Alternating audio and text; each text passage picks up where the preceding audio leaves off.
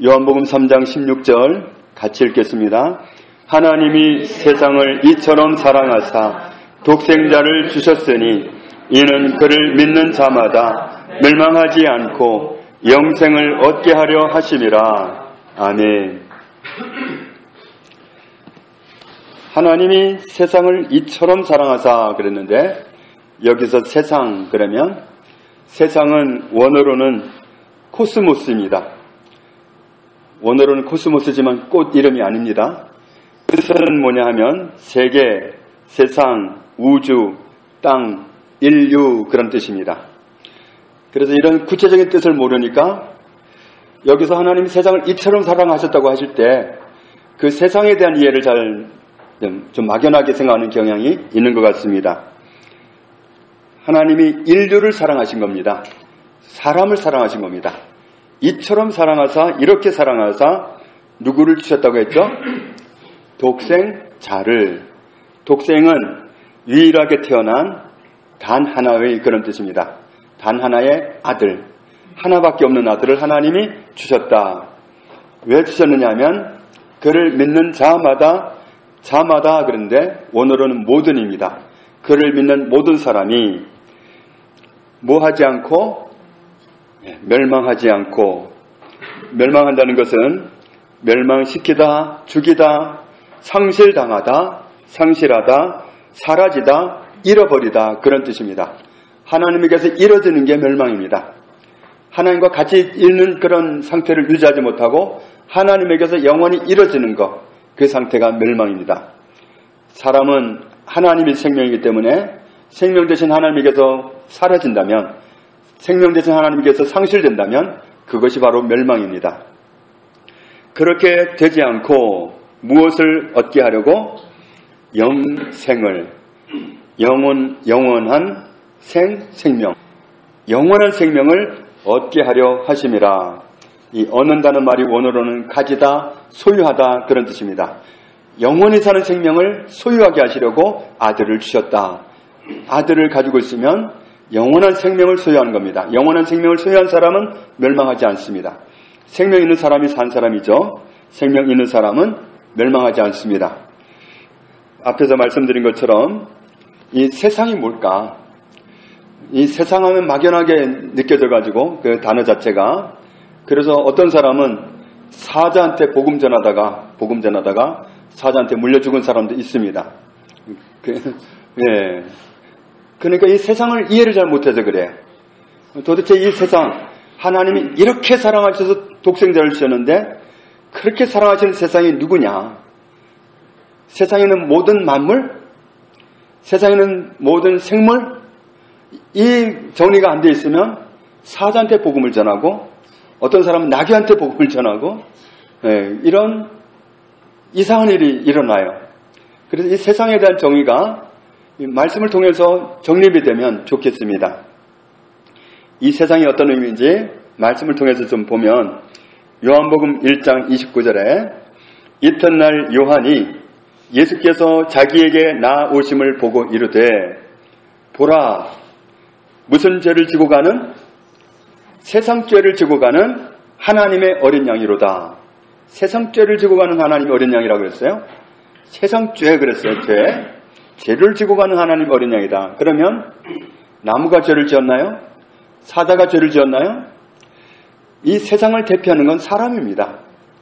하나님이 만물을 다 만드시고 나서 맨 마지막에 사람을 만드시고는 세상을 관리하라고 하셨어요. 네가 알아서 관리하라고 맡기셨어요. 그럼 세상의 대표는 사람이에요. 사람이에요. 사람이. 그리고 죄를 지은 게 누구예요? 맨 먼저는 사탄이고, 사탄이 사람을 유혹해가지고 사람을 죄짓게 만든 거예요. 사탄이 그 후로 뭐 나무한테 가서 죄짓게 만들었다느니, 뭐 동물한테 가서 죄짓게 만들었다니 없습니다. 사람입니다.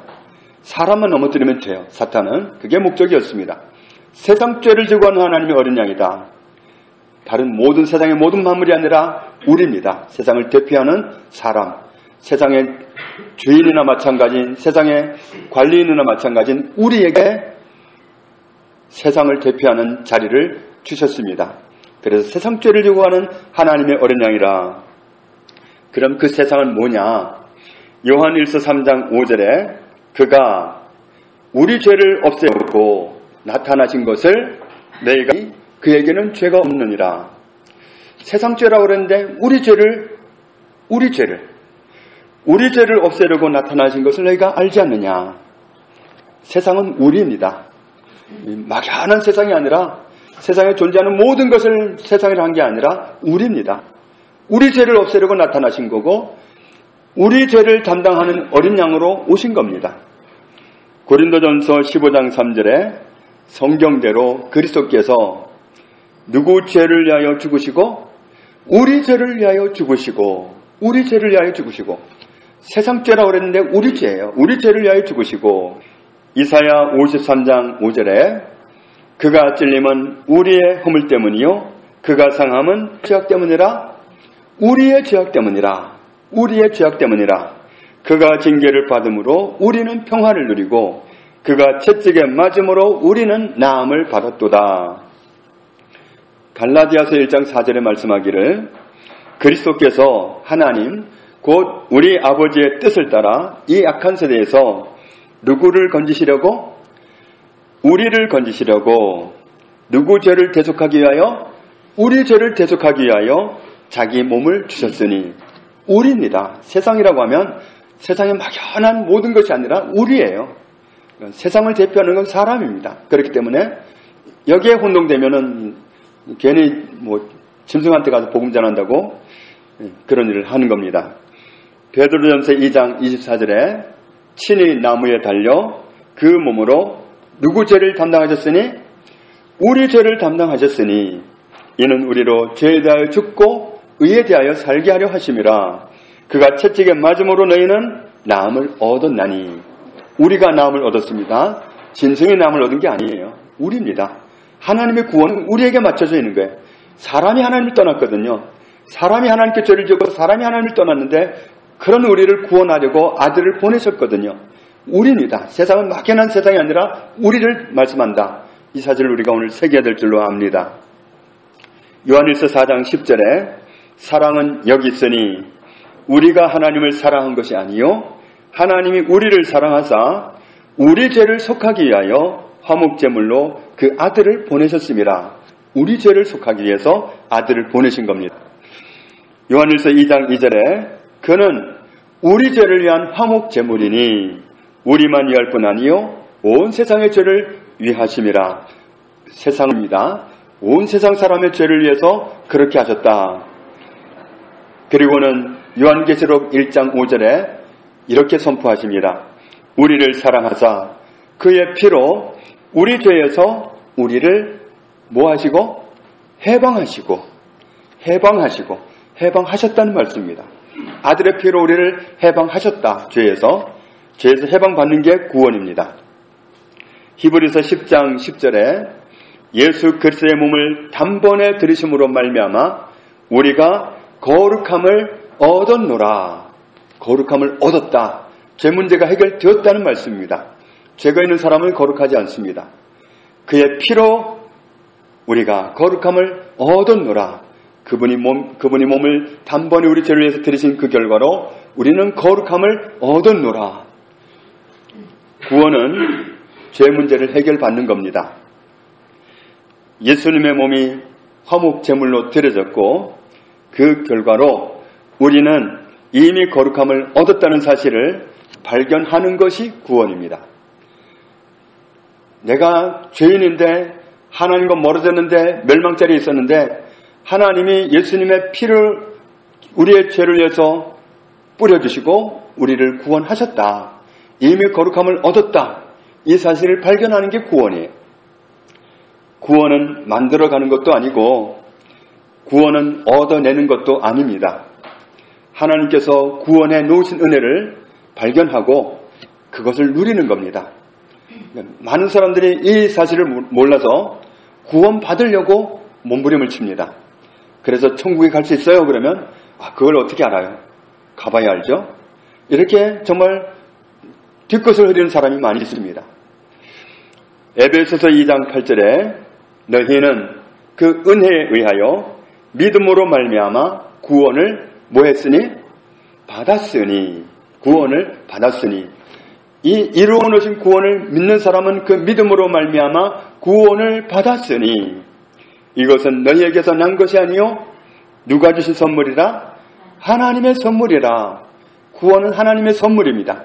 아들을 희생해서 주신 하나님의 선물입니다.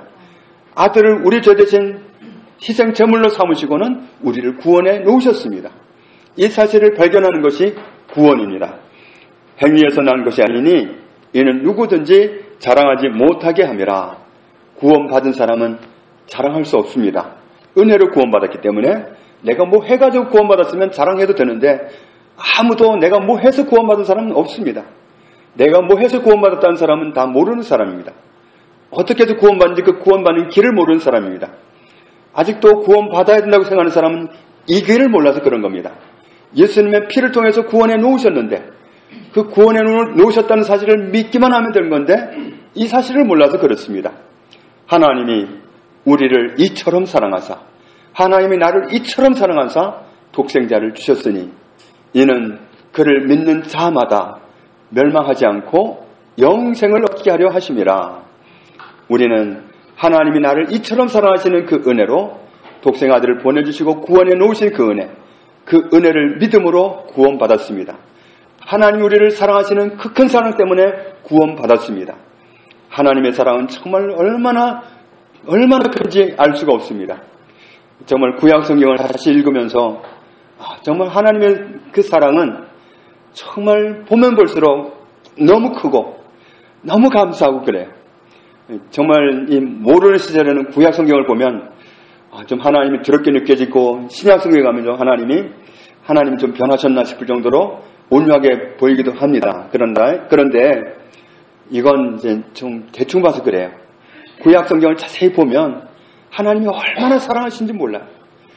그렇게 돌아오라고 그 길은 멸망길이니까 돌아오라고 정말 그렇게 말씀하시고 정말 하루 종일 손을 들고는 막 손짓 하면서 오라고 하는데 못 알아듣고 자꾸만 사망길로 가는 거예요. 이제라도 돌아와라. 이제라도 돌아와라.